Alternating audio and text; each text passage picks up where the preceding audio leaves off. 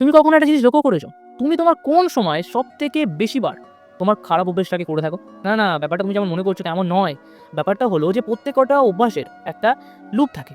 এটার কারণে এটা বা এটা হলে এটা। সেরকমই আমাদের এই যে খারাপ অভ্যাসগুলো সেগুলোরও কিন্তু একটা ট্রিগারিং পয়েন্ট বা একটা টাইম রয়েছে, একটা স্টেপ রয়েছে। আর সেই স্টেপটাকে যদি তুমি ট্রিগার হতে না দাও বা কোনো যদি স্টেপগুলোকে তুমি লুকিয়ে দাও বা আটকে দাও, তাহলে কিন্তু তুমি চাইলে তুমি তোমার খারাপ অভ্যাসটাকে ছাড়তে পারো। যেমন আমি আমার কথা বলছি। আমার রাত জেগে সোশ্যাল মিডিয়া ইউজ করার খারাপ অভ্যাস ছিল। রাত্রিবেলা ১টা-২টো অবধি জাগা কোনো ব্যাপার না। আমি বসে ভাবলাম একদিন যে এইটার স্টেপগুলো কী? রাত্রিবেলা খেতে বসা ১০টা নাগাদ। খেয়ে-দেয়ে উঠে ফোনটা নেওয়া ১০টা ১৫-২০ নাগাদ। Facebook, Instagram ডাউনলোড করা। ২২-২৩ এর মধ্যে হয়ে যায়। ২-৩ মিনিটই লাগে।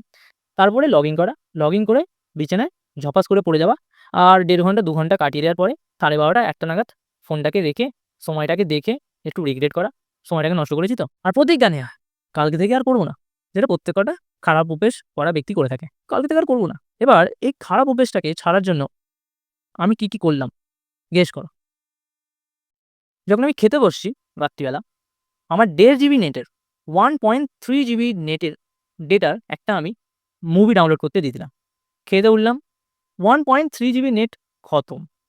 ফোনেতে চার্জ 30-35 ভালো লাগলো না। ফোনটাকে টেবিলে রেখে চার্জে দিতে হবে। চার্জ দিলে ১ ঘন্টা সময় লাগবে। নেটও নেই, অল্প নেট। ফোনটাকে টেবিলে রেখে বিছানায় গিয়ে শুয়ে পড়লাম। হেভি না? এটা হলো এই খারাপ অভ্যেসটাকে ছাড়ার এটাই অভ্যাস। আর শুলাম কটায়? ১০টা ৪০ কি ১০টা ৫০ এ। ১২:৩০ শোয়ার থেকে অনেক ভালো। এরকমই তোমার যে খারাপ অভ্যেসটা রয়েছে, সেই স্টেপগুলোকে তুমি লেখো। আর দেখো কোন স্টেপটাকে তুমি লুকিয়ে দিতে পারো বা আটকে দিতে পারো। তাহলেই তুমি তোমার খারাপ অভ্যেসটাকেও ছাড়তে পারো। যদি তুমি চাও। ধন্যবাদ। যদি কাজে লেগে থাকে নিশ্চয়ই লাইক করতে পারো আর নিজের মতামত গুরুত্বপূর্ণ নিশ্চয়ই কমেন্ট করতে পারো। আর নতুন হলে সাবস্ক্রাইব করতে পারো। এটা একটা ভালো অভ্যেস। ধন্যবাদ।